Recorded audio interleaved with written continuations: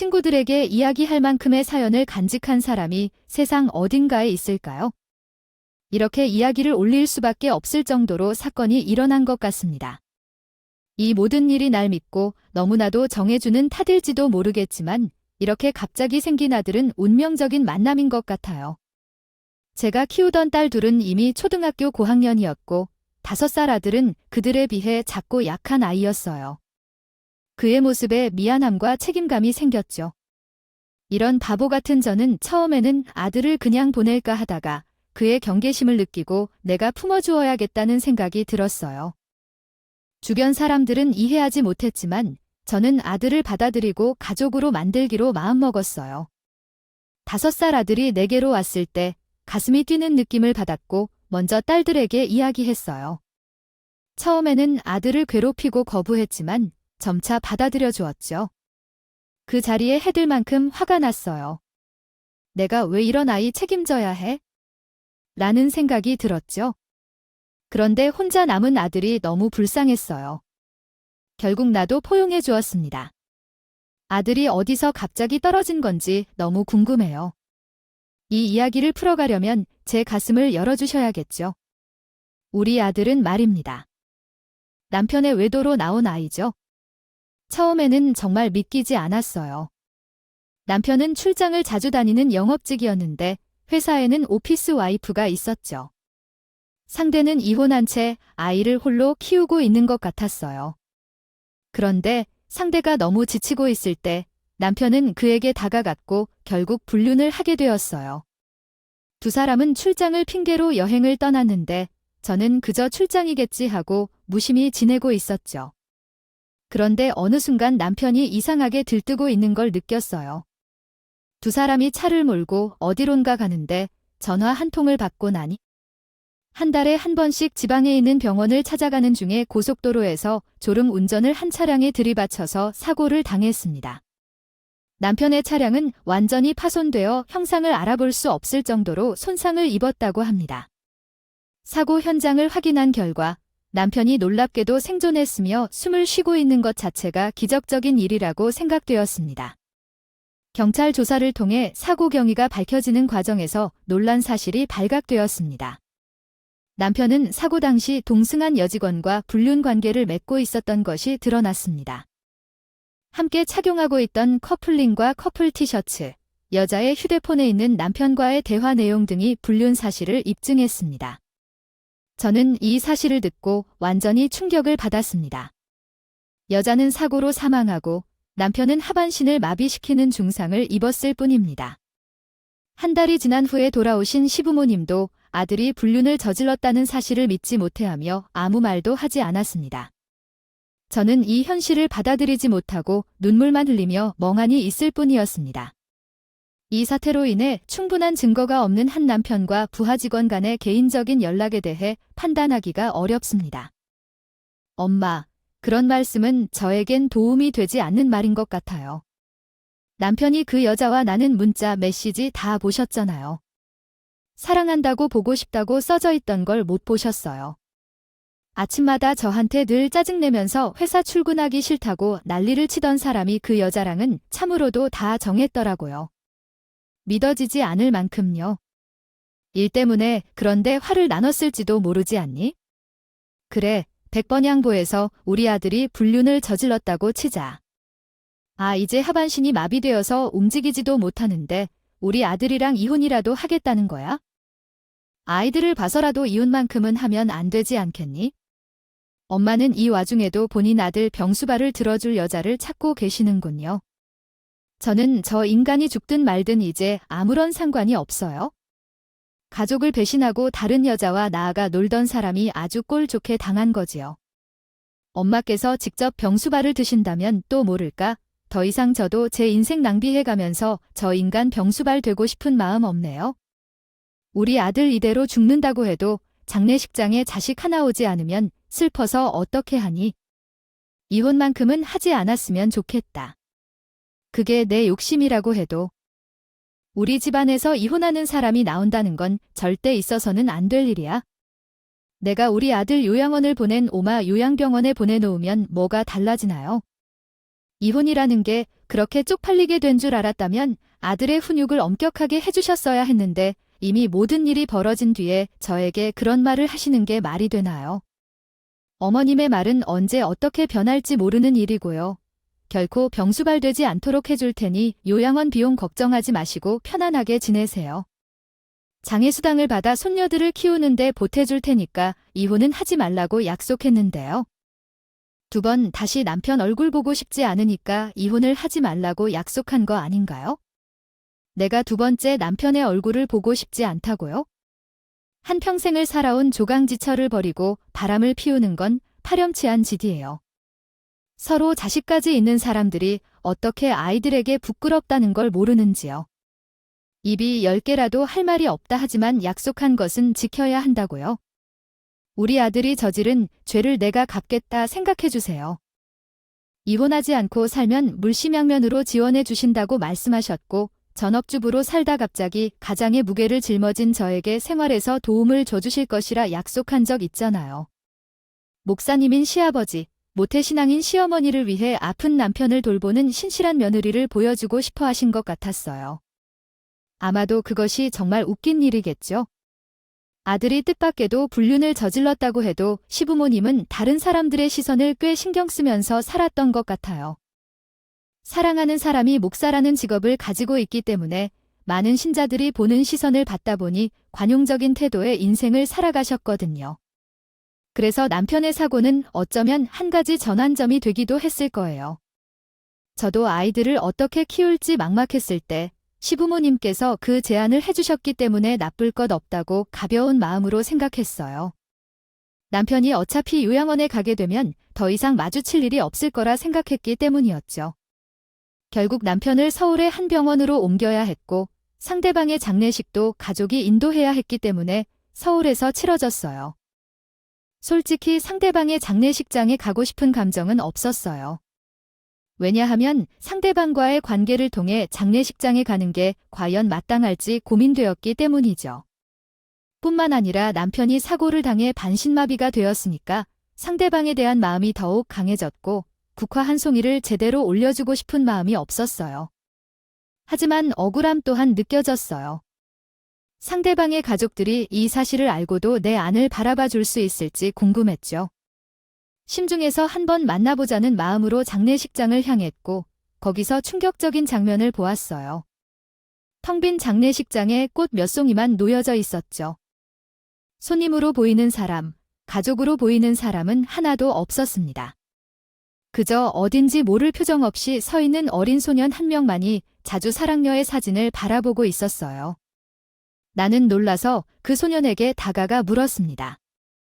애기야, 넌 누구니? 할머니나 할아버지는 어디에 계시고 왜 혼자 여기에 있니?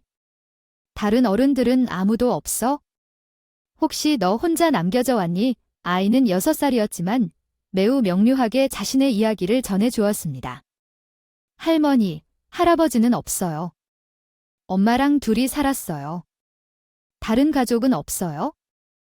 나는 너무 놀라서 병원 직원을 찾아가 아이가 어디 속하는지 확인했지만 직원도 아이가 전한 말을 그대로 전해주었어요. 아이는 계속 혼자 있었어요. 가끔 경찰이 와서 음식을 주기도 했고 우리 직원들이 가끔 들여다보기도 했어요. 지난해 예약된 것 같은데 복지시설에서 왔던 것 같아요.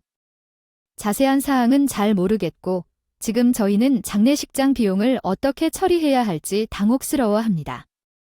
나는 그렇게 장례식장에 혼자 남겨진 아이가 걱정되었고 적어도 아이를 돌봐줄 수 있는 복지시설 직원이나 보호자가 올 때까지 기다려야 하겠다는 마음을 품었어요. 하지만 밤이 깊어지고 장례식장이 조용해질 때까지는 계속 기다려야겠다 싶었죠. 어린이를 찾아오지 않는 사람들이 없었습니다. 나중에 알게 된 것이지만 그 여자는 가족 없는 고아였고 사고 후에 아이만 버려두고 사망한 것이었습니다. 남편은 모든 것을 알고 있었고 자기는 면목이 없다며 반복하다가 요양원에 입원했습니다. 자연스럽게 아이는 고아원에 맡겨졌다고 경찰이 전했습니다. 그러나 그 귀여운 눈동자가 잊혀지지 않았습니다. 성모 마리아가 되었다라며 안타까워하는 듯한 마음을 갖고 있지만 내가 그 아이를 키울 것이라고 했습니다. 성모가 아니더라도 그 아이를 잊지 말라고 했습니다. 낳은 것도 아니면서 그 아이를 봉양해달라고 했지만 그녀는 건넨 사정을 받아들이지 않았습니다. 너무나 가엾어하면 그 아이에게 더욱 상처를 줄 것이라고 경계하였습니다. 그러나 그 아이가 머리를 쳐다보며 따라오자 결국 나서게 되었습니다. 내 이름이 뭐니? 여기서 버스를 타면 아마 너처럼 부모가 없는 아이들이 사는 곳으로 가겠지. 그 아이는 무덤에서 피할 곳을 찾다가 마침내 내 시선을 만나 입을 열었습니다. 나는 김지안이야. 어떤 아줌마가 찾아와서 저는 고아원으로 가야 한다는 약속을 전해주셨어요. 어렵지 않을 거라고 하셨죠. 하지만 가고 싶지 않다면 지금 이분이랑 차에 타면 된대요. 그러면 이분과 함께 살게 되겠죠. 아이는 저를 많이 쳐다보더니 고아원에 가기 싫은 건가 봐요. 제 손을 꼭 잡았어요. 작고 가늘게 생긴 손으로 제 손가락을 쥐어 올리는데 한순간 가슴 한구석에서 뭉클함이 느껴지고 이 아이를 키우는 게 맞다고 생각했어요. 정말 미친 짓일 것 같아요. 다시 그 순간이 오면 같은 선택을 할 수 있을지 잘 모르겠어요. 그때는 더 어리기 때문에 용기를 낼 수 있었던 거겠지요. 자연스럽게 아이의 손을 잡고 우리 집으로 왔을 때 부모님께서 소리를 질러서 욕을 하셨어요. 특히 부모님은 요양원에 있는 아버지와 이혼하라고 속상해하셨어요. 저의 손을 꼭 쥐고 있는 아이에게도 가혹한 말씀을 했죠.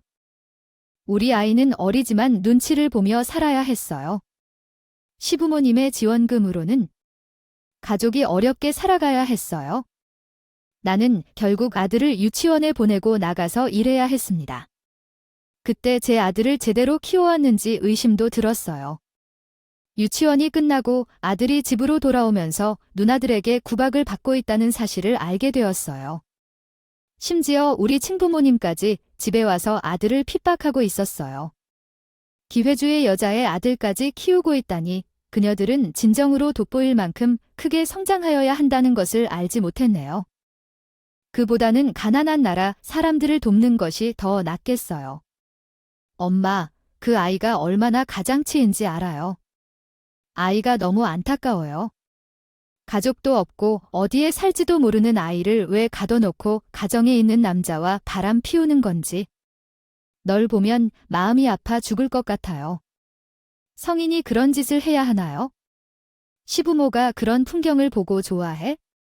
잘 한다고 생각할 거야?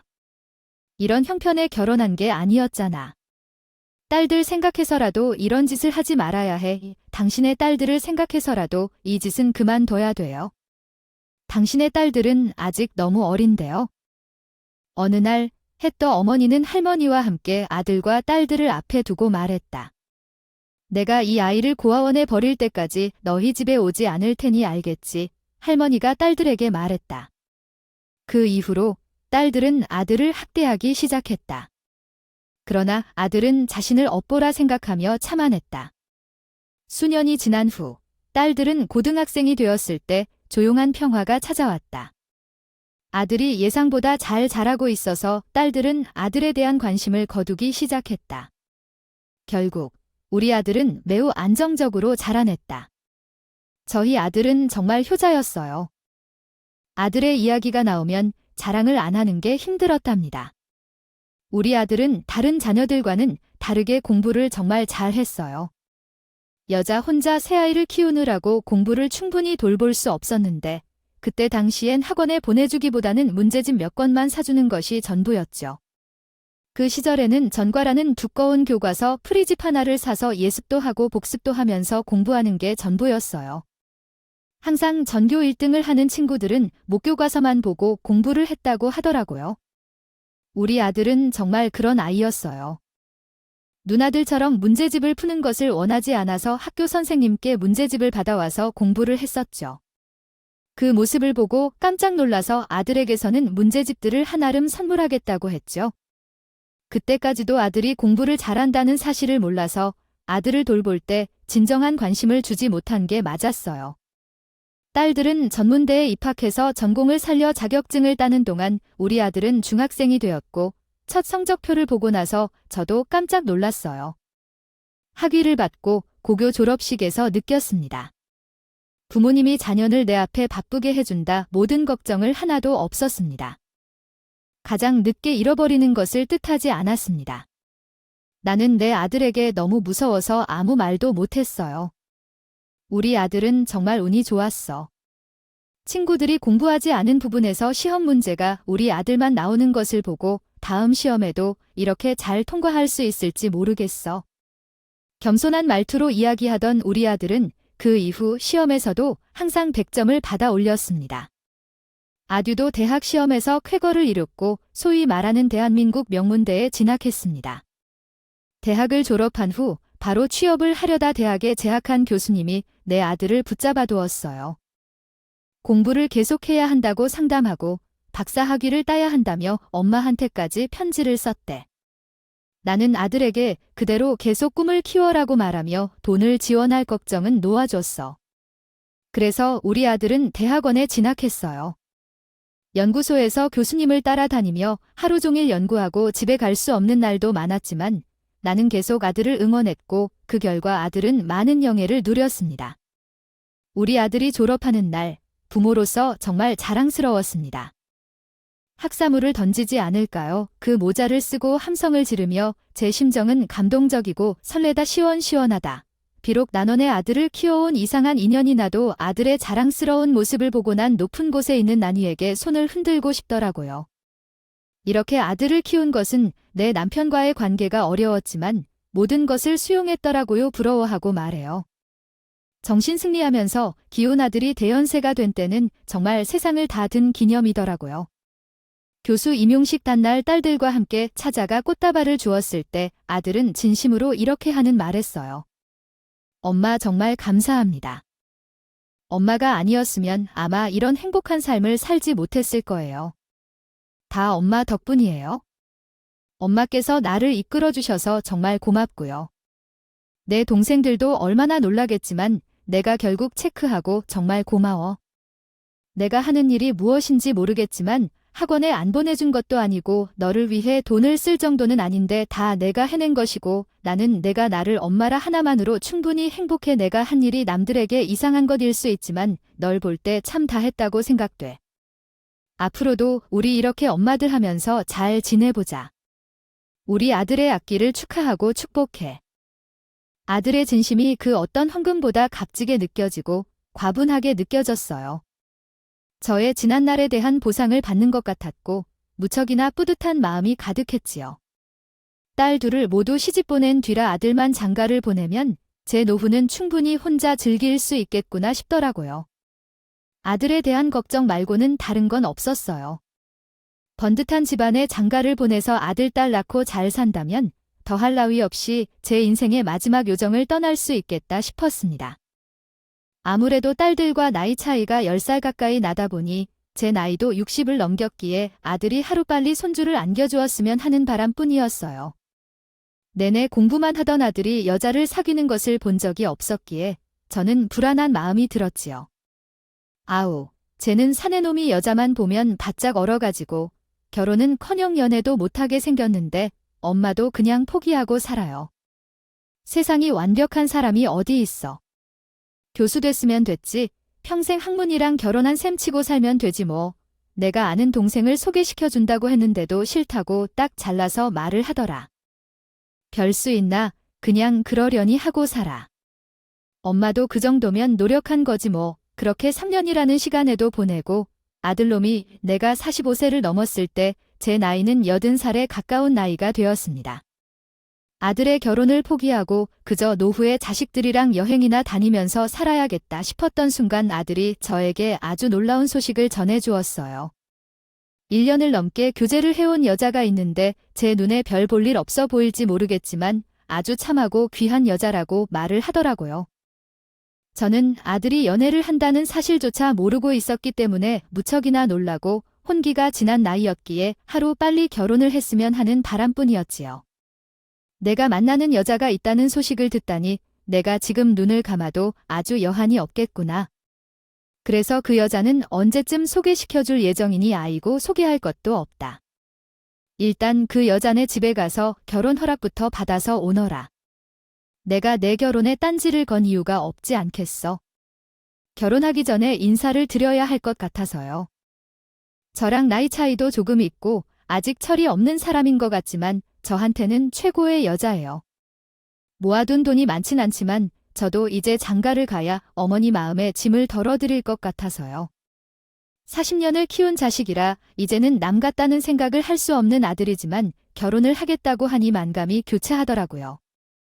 우리 남편과 불륜을 저지르고 비명 행사한 그 여자도 떠오르고 그 여자의 장례식장에서 멍하니 영정사진만 바라보던 아들도 떠오르고요.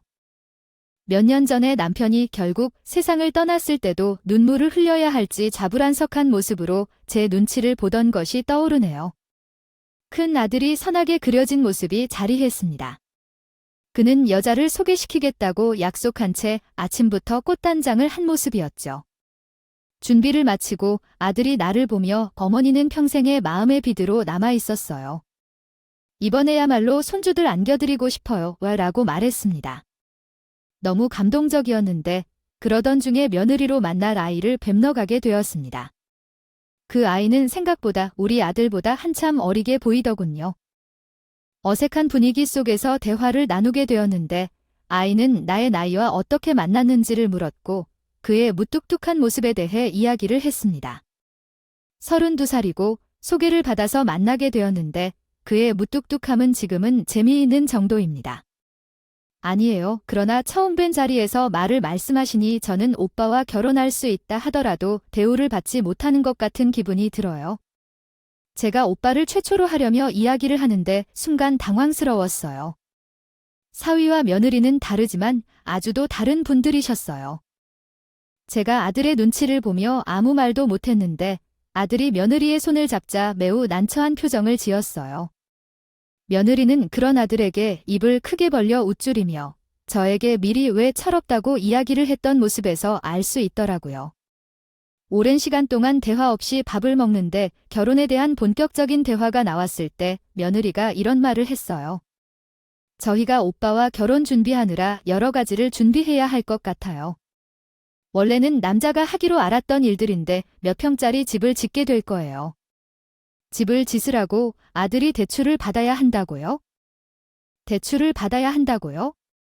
신혼부부가 대출을 받고 살기에 부담스러운데 일부 느낌이라도 도와주세요. 다른 분들이 두 분이 다 계신데 신우들연 결혼할 때 이런 지원을 받지 못했나요? 오빠가 자기 아들이라서 의도적으로 무시하는 게 아니란 거 아니죠. 말이 지나치다고 생각 안 하세요? 내 자식은 이제 얼마나 큰가? 내가 키웠기 때문에 가슴이 뛰었지만 참된 자녀보다는 더 친한 자녀로 키웠네. 나이가 이 정도인데 이젠 결혼 준비를 스스로 할 생각을 해야지. 아직도 부모에게 의지한다는 게 말이 되는 말인가? 요즘 시대의 부모로부터 빠르게 독립하고 자립하는 자녀가 몇이나 있겠어? 오빠도 아직 어머니와 살고 있잖아. 어떤 지원을 받고 싶다고 했었지? 내가 내 딸들에게라도 돈을 빌려주고 그 정도는 마련해주겠네. 그래서 며느리는 기가 차다는 듯이 기침을 하더라고. 집을 구할 때 저희 집에서 뭘 보겠다고? 원래 남자가 헤어는 집의 10분의 1만 준비하면 된다고 하더라고. 10억짜리 집을 주면 1억만 요구하겠지? 요즘은 다들 그렇게 하는데 신혼집을 구할 때 그렇게 안 했었어. 우리 딸들은 각자 번 돈으로 시집을 왔네. 다들 그 정도 능력이 있는 상태에서 결혼을 했으니까? 아니, 나는 결혼 반대할 생각은 없어. 하지만 처음부터 쏘아붙이는 듯이 행동하면 어떡해. 친자식과 우리 오빠를 차별한다는 게 아니라면 됐어. 우리 오빠가 무시받았으면 어땠을까 걱정돼. 도대체 어떤 의도로 우리 아들을 차별하고 무시하는 건가? 혹시 위력을 행사 중인 건 아니겠지? 남편을 이해하려 하며 상황을 설명했습니다. 처음에는 남편의 행동에 화가 났지만 결국 상황을 받아들이고 아들과의 관계를 생각하며 어머니의 고민을 이해하고 편안한 마음으로 대화를 이어나갔습니다. 어머니는 남편과의 관계를 지켜가며 서로를 이해하고 배려하는 마음을 보여주었습니다. 여자라면 제가 얼마나 여자를 못 알아보더라도 그 정도는 분별할 수 있어요. 그 이후 상견례 자리에서는 가슴이 답답했지만 아들이 어느 정도 나이를 먹고 며느리를 뵙는다면 참아야겠지요. 저희 딸들은 혼자 자리에 앉으면서 혀를 내두르기도 했지만 아들은 제 말을 듣고 행동하지 않았습니다. 딸들이 잔소리를 해도 아들은 며느리와 이야기를 하는 것을 보고 마음을 접었어요. 사돈댁에서 지원해 줄 돈이 없다고 이야기하자 저도 돈을 지원해 줄 수 없다고 밝혔습니다. 저만 해도 로맨스고 남은 하면 불륜이라는 사돈댁의 표정을 봤지만 저 또한 뻔뻔하게 도망쳐봤어요. 그렇게 마음에 들지 않는 결혼식을 올리고 아들 부부가 신혼여행을 떠나면 집이 커다랗게 느껴졌어요. 학업이 바쁜 대학 시절부터 집에 잘 들어오지 않았고 교수가 된 이후에도 학생들을 가르치느라 바빴기 때문에 자식들이 다 결혼을 하고 집을 떠나니 마음 한구석에 적적함이 자리했습니다. 그래도 제 인생 속의 소원이었던 아들. 결혼까지 모두 다 치렀더니 이제는 마음이 가볍게 느껴져서 마지막 정리를 해야겠다는 생각이 들었습니다. 아들은 신혼여행을 마치고 본격적인 결혼 생활을 시작하고 딸들은 자녀를 키우느라 정신없이 바빠하고 아들은 지도교수로 바빠서 나는 더욱 쓸쓸해졌어요. 며느리와 함께 보내면 좋겠다는 생각도 들었지만 나에게는 너무 어려운 상황이었어요. 딸들은 왜 이러는지 이해하지 못할 것 같아서 적잖이 당황스러웠고 그래서 나도 며느리와 어떻게 행동해야 할지 막막했어요. 하지만 딸들은 부담을 느끼지 말라며 빨리 며느리에게 연락을 한다고 했어요. 그래서 연락을 해보니 며느리는 생각보다 따뜻하게 대해주었습니다. 그래서 용기를 내어 며느리와 만날 약속을 잡았고 식당에서 식사를 나누고 커피를 마시러 이동했습니다. 제 나이가 좀 있어서 젊은 사람들이 많이 가는 카페에서 커피를 마시는 것이 어색했지만 며느리는 정말 즐거워하는 것 같았어요. 하지만 대화를 나누면서 어색한 느낌을 없앨 수 없었습니다. 최근에는 전화도 잘 안 하시던 시어머니를 대사라고 하더군요. 물론 어머님께서는 자주 전화를 주시진 않지만 괜찮다고요. 그러나 어머님 남편은 친자식이 아니다라며 항상 이야기하더군요. 어떻게 자녀를 키워왔는지 자세히 이야기하지 말아주세요. 이제 결혼도 했는데요. 남편이 궁금해하는 이유 있었으니 고아원에서 데리고 와서 낳은 아들인지 아니면 다른 남매인지 궁금해했어요. 아들이 말하지 않으니 이유가 있겠지만 무슨 중요한 일인지 계속 묻고 싶어 해. 부부 사이에는 서로 곤란한 일도 있지만 내 아들이 직접 말하지 않으면 나도 이야기할 이유가 없죠. 내가 평생 키워온 나의 자식이니까 다를 게 없다고 봐요. 그러면 어머니 노후 준비는 잘 되어 있나요? 이제 너희가 있으니까 병원 다니셔야 할 일만 남았을 텐데 우리 부부에게 의지하고 싶어 하시는 것 아니신가요? 남편은 끝까지 나를 모셔 살자고 했는데 저는 조금 불편했어요. 친모도 아닌데 너무 서운하게 느껴지고 말이에요. 그런데 마음이 편해지지도 않고 차 마시기 좀 어렵더라고요. 집에 돌아와서 열받아서 딸들에게 전화하니까 화를 내더라고요. 그래도 딸들이 이해해주면서 얘기하니까 마음이 조금 가라앉았지만 아들 부부가 잘 살고 있는지 걱정이 돼요. 조용히 아들에게 며느리 상태에 대해 묻더라고요. 너희 사이에는 이상한 소리 없이 조심스레 물어보니 아들이 한숨을 깊이 쉬더라고요. 별 이야기는 아닌데 무척이나 궁금하더라고요. 하지만 어머니께서 마음 아파하시는 이야기라 굳이 꺼내지 않았어요. 다음에 내게 물어보거나 어머니께 무례하게 행동하면 정중히 말씀드릴 거예요. 어떤 부분이 아프신 거 아니겠죠? 나는 하늘거리며 온몸이 아프니 어디가 더 아픈지도 모르겠다. 너희 부부 사이에 문제가 없으면 괜찮아. 여기까지 하자. 아들 부부가 잘 살고 있다고 하니 나도 더 걱정하지 말아야겠다고 마음먹었는데 왜 이런 일이 마치 내 마음대로 되는 것처럼 일어나는 거지? 내 나이가 많아서 그런가 봐. 가끔 깜빡깜빡 잊기도 하고 뭔가 먹기 시원치 않아지고 있어? 혹시 큰 병인가 싶어서 병원을 찾았지요. 병원에서는 자연스런 노화라며 이야기를 해주더니 간염이 있다고 했어요. 간경화로 번지면 큰일이라더라고요. 지금은 약으로 조절 가능하지만 병이 심해지면 간이식이 필요할 수도 있으니 꾸준히 병원에 와야 한다고 했어요.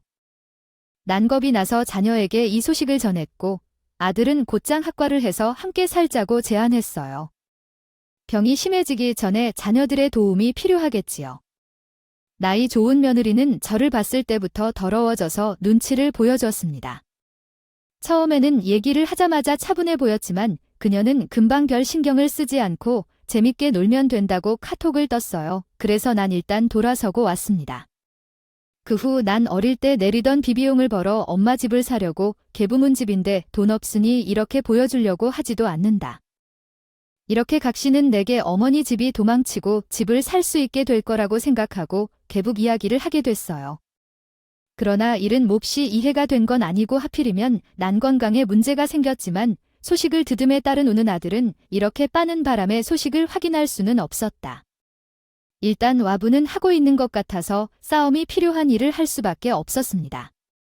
그래서 아들이 집에 도착했을 때 메시지가 수신될 때까지 기다려야 했어요. 먼저 집 안으로 들어가라며 집 비밀번호를 알려주셨어요. 비밀번호를 입력하고 집에 들어가자 눈앞에 아주 놀라운 상황이 펼쳐졌어요. 며느리가 팔짱을 끼고 현관문 앞에 서서 저를 노려보고 있던 거예요. 어머님 정말 양심이 없으셔요. 분명히 합산하지 않겠다고 하지 않으셨는데요. 노후 준비가 적당히 되어 있으셨던 거 아니었나요? 도대체 왜 이렇게 지금이라도 함께 살아야 한다는 신부가 너무 싫어서 화가 나서 말이 안 나올 만큼이네요. 제가 왜 어머님을 모시고 살아야 하는지 모르겠어요. 제가 살아도 몇 년 더 살지 몰라요. 이렇게 아들과 함께 건강하게 산 뒤 죽고 싶은데 합과가 찬성했다고 해서 어머님을 모시게 되었어요. 우리 딸들도 병원비를 나서줄 테니 좋다고 했고 부부에게는 누가 살지 않을 것 같다고 했어요. 애가 집에 있어도 여러 시간 동안 없다는 척하는데 그걸로 건강하게 사는 법을 아는 듯이 날 밖에 내어두는 게 왜 그리 치졌을까요? 어쩌면 며느리한테 천대를 받아야 하는 건지 어떻게 늙은 어머님을 모시고 사느냐고요. 처음에 결혼 약속 삼아 말한 건 별로 없었는데 집에 나가라며 내 집에서 끌어내줬으면 해서 좋은데요. 이게 뭔가요? 내 아들은 어디 있나요? 내 아들 집이 어디죠? 왜 너를 시집 보내줬을까요? 이런 소리, 왜 이런 취급을 당해야 하나요? 당신의 언어에 대한 이야기를 듣고 얼마나 공포를 느꼈는지 알아요. 인간을 키우는 생각 자체가 대단해요.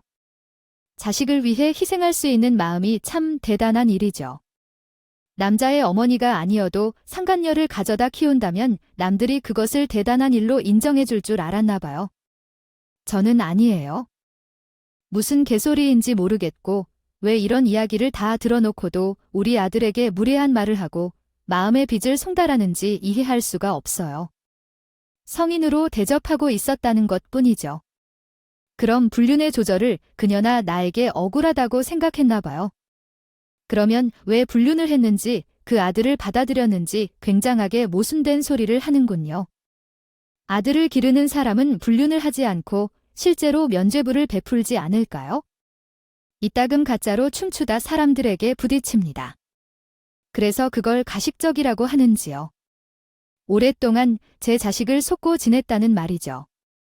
우리 아들이 착한 아이라고 했는데 착한 척하면서도 우리 아들을 속이고 대들면서 듣게 되는 실제 전개예요. 제가 무슨 역할을 하는지 어느 등에 물론 매달리는 말을 하는 건지 안 했다고 거짓으로 빨대를 넣는 거겠죠. 어머님이 우리 남편 등에 빨대를 꽂아두고 있는데 어떻게 초등학교 때부터 얼어엉덩으로 빠지는 사람을 확인하고 거짓말이 아니래요. 어머. 진짜 소름 돋게요. 어린애를 보고 그런 생각을 어떻게 한 걸까요? 내가 헌신함으로 내 아들을 키운 사람인데 어떻게 그런 말을 바로 쳐다보느냐? 어느 때냐 이렇게 이야기하는 게 불쌍한 척하는 모습이 갑자기 이해가 안 돼요. 솔직히 말해요. 두 딸들로는 아무것도 준비되지 않은 것 같아서 허위로 떠들쳐 놓은 게 아닙니다. 우리 남편을 어떻게든 속여서 평생 떼놓지 않고 살아보려는 마음인 것 아닌가요? 말을 낼 때마다 잔소리로 아들을 키웠단 걸 알아? 그런데 이토록 곱게 키운 아들에서 이런 식으로 도리어버리다니요. 딸들도 둘이나 있는데 어째서 우리 집에 와 있는 건가요? 아들이 나랑 함께 살고 싶다고 해서 짐 싸들고 왔더니 이런 부끄러운 일을 당하게 될 줄 상상조차 하지 못했겠죠.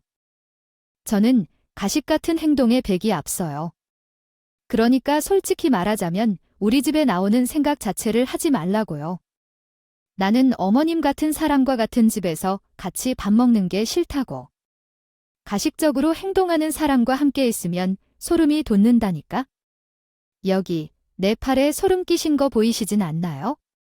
그래서 그는 내 팔을 잡고는 있어 보이고 싶은데 정말 어떻게 반응해야 하는지 알 수 없더군요. 아들이 나와 함께 살고 싶다고 진심이어서 말을 했다는 게 반전된 상황이었고 며느리와 이미 대화한 것으로 여겨졌던 나는 바보였어요. 며느리가 나와 함께 살기를 싫어한다는데 이런 괴로움을 당하면서도 아픈 몸을 끌고 이 집에 발을 들여야 하나 했습니다. 이미요. 간염이 진행되면서 스트레스를 피해야 한다고 듣게 되었는데 며느리와 함께 살면서 내 마음대로 살기 어려울 것이라고 생각했다. 시어머니 노릇을 하고 싶지 않다며 우리 인생에서 떨어져 달라고 말했다. 학업을 따르기 싫어해서 바로 집으로 돌아가라고 한다. 교사들에게 늦게 살기 편안하게 살라고 하지 말라며 한 번도 아들에게 짐되는 부모로 살아본 적이 없다고 얘기했다. 아들을 이혼하게 하면 누가 손해를 보겠느냐며 자신이 아직 어리고 젊으니 다른 남자 만나서 시집가면 끝이라고 했다. 하지만 아들은 그런 사람이 아니라며 제 눈치를 보면서 잘하라고 말했다. 며느리가 무례한 말을 할 때 갑자기 전혀 예상하지 못한 상황이 벌어졌다. 시커먼 형체가 등장하여 며느리의 뺨을 치고 나타났다. 그 형체는 다름 아닌 우리 아들이었고 이야기는 가족에게 상처가 될 것 같아 말하지 않았을 것이다. 우리 엄마한테 그게 무슨 소린데 항상 그래왔어요. 우리 엄마는 대체 너에게 무슨 큰 실수를 했기에 불평만 덮여있게 굴어? 아니야 여보야, 지금 학교에 있을 시간 아닌데 여기 어쩜 왔어? 엄마가 그 사이에 지금 아빠한테 전화해서 공개적으로 탓하신 거야? 어디에 살인자를 앉혀놓고 있는 거야? 부모님에게 그런 소리 할 수 있냐고? 등에 발을 걸어대고 호구라고 하는 거야? 그건 며느리 입에서 시어머니에게 하는 말이야. 너는 뺨 한 대로도 부족하구나. 알았어, 뭐가 어쩌고 하는데. 나이 어린 여자 만나서 웃으면서 사는 게 원래 그리 좋으면 감사하면서 살면 안 되냐고. 내가 뭘 잘못해서 내가 내 뺨을 때리냐고. 대학 교수라는 사람이 이런 식으로 손을 들어도 되는 거야? 그래서 그런 소리를 왜 입 밖으로 내뱉는 거야? 내가 밖에서 듣고 싶지 않아도 다 들린다. 어떻게? 우리 엄마는 뭐 하는 사람이길래 내가 상남자를 웃으면서 얘기하면 우리 엄마 상처받고 그러면 예상치 못한 합과 정체 생겨도 참고 살면 되는 거야? 아, 내가 무슨 죄로 놓쳤을 때 살아가야 하는 건데? 뺨이 시커멓게 계속 움켜있어. 내가 이걸 고발하러 가야겠어? 고발한다고 고발하겠어. 징계나 잠시 먹고 주문이나 잠시 돌 것 같아요. 내가 이럴 줄 알았지만 몇 달 동안 혼인신고를 미루자고 이야기했어요. 당신이 어떤 사람인지 우리 가족에게 어떻게 다가가야 할지 몰라서 마음을 먹고 있었어요. 제 생각에는 이런 일을 해야 했어요. 결혼하지 말아야 했어요. 내게 가만히 설어서 가족에게 평생 잘해줄 거라고 했을 때 언제인지 궁금해요. 그래서 고발했어요. 나도 당신을 고발할 거예요. 아들이 화내며 소리치는 모습을 처음 봤을 때 정말 놀랐어요. 그 돈을 갚아야 해요. 그렇지 않으면 법적인 문제가 생길 거예요. 너무나 큰 부담이겠죠? 그것이 못할 것 같아요. 자용증이 있는데 왜 못하냐고요? 어머니께 했던 말이랑 미안해요. 돈을 이유로 이런 일을 하는 것은 어이가 없어요. 어디에 있나요? 결혼할 때 돈을 선불로 주겠다고 했어요. 그래서 돈이 필요하다는데 금액이 필요하다는데 결혼을 못한다고 하면 정말 이해가 안 돼요. 나는 언제 그런 말을 했나요? 돈을 안 빌려준다면 결혼을 못한다고 했던 거라면 극단적이고 비합리적이에요. 나도 통화 녹음을 다 들었다. 그것은 증거로 사용될 수 있어요. 정말 놀랐어요. 그런 증거를 남기는 것이 어째서 그럴 수 있는지 이해가 안 됐어요. 당신이 나를 사랑하는 거 맞나요? 이렇게 주장을 뒤쳐버리지 말라고 생각하지 마세요. 어째서든 소송을 걸지 않고 그 돈을 받아내겠다며 우리 집에 갑자기 이야기하는데 돈이 어딨는지 알 것 같아요. 그렇죠. 그렇죠. 저는 어머님께 사과하고 반성할 거니까요. 그래서 친정집은 그냥 두어둬야겠어요. 며느리가 갑자기 제 쪽을 향해 턴 후 속삭이는 소리로 미안하다고 말하는데 놀랐어요. 아들이 사돈댁에서 돈을 빌려줬다는 사실에 깜짝 놀랐지만 돈을 돌려줄 것을 요구하면서 이렇게 잘못한 거라고 저에게 말하는 며느리의 태도에 더욱 납득할 수 없었습니다. 제가 며느리의 사과를 받아들이지 않자 며느리는 더욱 건방져져서 이렇게 속으로 말했대요. 물론 댓글을 달지 않자 발을 동으로 구르는 며느리가 이렇게 말했어요. 저를 끌어올리지 마세요. 이야기를 해줄게요. 그러면 저도 무릎을 꿇어드리죠. 잘못한데도 불구하고 왜 이렇게 말을 무시하느냐고.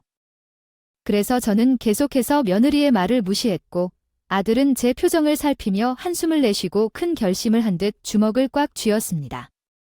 제가 사과를 받아들이지 않고 버티자 아들은 안방으로 들어가며 다시 나왔는데 커다란 짐가방을 들고 등장했어요. 어머니께서 우리 결혼을 반대했더라도 난 당신과 결혼하지 않았을 거야.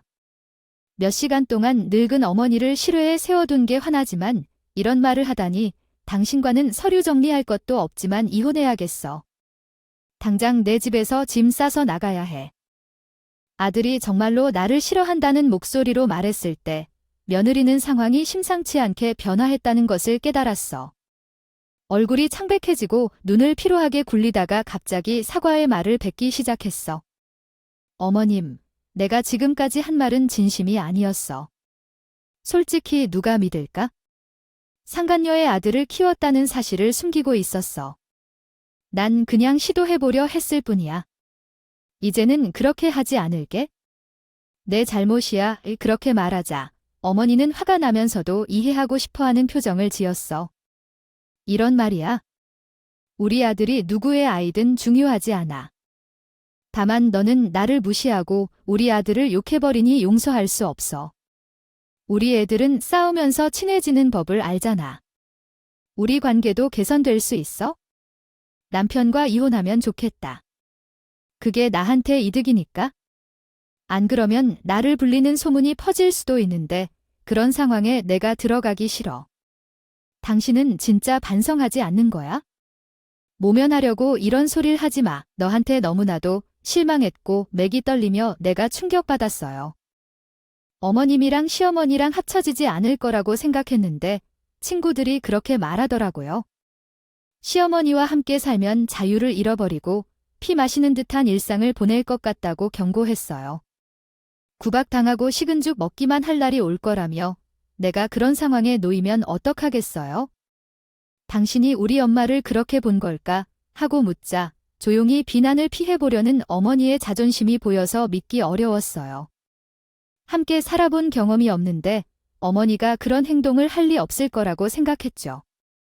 자기도 처음이라고 말하며 혹시 오해가 있었을지도 모른다며 어머니를 용서해달라고 부탁했어요. 그러나 며느리는 뉘우쳐하며 자신의 행동을 후회하며 울기 시작했고 그 모습을 보며 마음이 불편했어요. 함께 사는 것도 처음이고 서로에 대해 잘 몰라서 그런 소란이 벌어진 건데 시댁과의 관계를 맺으려다 보니 저주받을 것 같다며 비꼬는 말이 나왔겠죠. 십자가 붙으면 사람이 변한다고 하잖아요. 이야기를 들으니 어린 며느리가 겁을 먹은 게 아닐까 생각했어요. 마냥 웃어 보이는 나의 아들은 방에서 무딘 말들을 내던졌다. 그는 며느리가 살기에 어느 정도 적응할 수 있도록 적당한 방향으로 가야 한다고 말했다. 나는 그의 손을 꼭 잡았다. 아들이 내게 그 얼마나 며느리를 사랑하는지 잘 알고 있었으니 내가 그의 결혼을 망쳐서는 안 된다는 것을 잘 알고 있었기 때문이다. 그러니 그만큼 마음속에 미안한 감정은 있겠지만 며느리가 느끼는 감정들을 이해하고 있는 것은 틀림없다. 어르신을 모시고 살게 되었으니 그녀가 어떤 마음을 품고 있을지 나는 어느 정도 이해할 수 있었다. 하지만 주변에서 시댁 문화에 적응하기란 지옥이라고 말하니 그동안 너무 겁이 났다. 진심으로 미안해요. 어머니. 내가 이전에 했던 말들은 모두 거짓말이었어요. 솔직히 말하면 여자가 스스로 남편을 키워왔다고 들었을 때 그것은 대단하다고 생각했다. 주변에서 비판을 들었지만 그런 포부에 존경심을 갖고 있었다고요. 이제 그게 맞는 선택인지 다시 생각해 볼까요? 결국 가족 모두가 상처를 입은 것 같습니다. 앞으로는 연약하게 느껴질 수 있지만 최대한 어머님의 마음을 이해하고 지지해 주겠어요. 인터넷에서도 시댁과의 관계를 잘 조율하는 방법을 찾아봤습니다.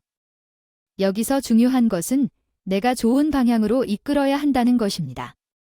죄송합니다. 저는 말을 잘못 듣고 일을 그르친 것 같아요. 우리가 남으로 산다 해도 서로 조율하면서 잘 어우러져 살 수 있다고 믿었어요. 아들을 품은 것처럼 며느리도 품을 수 있다고 생각했기 때문에 학과를 선택했어요. 그렇지만 생각이 짧았던 것 같아서 죄송합니다. 저는 이혼해서 혼자 살기 힘들 것 같아요. 며느리가 울기 시작하면서 더욱 아이 같아 보여서 말을 걸기가 어렵더라고요. 아들이 피곤해 보였고 대화를 마무리하려고 했어요. 저는 자신 없어서 이혼할까 고민했지만 우리 아들과 결혼해서 용서하고 잘 지내는 게 좋을 것 같아요. 며느리는 복잡한 표정을 지었고 돈 문제나 직장 없는 처지를 심각하게 생각했을 것 같아요.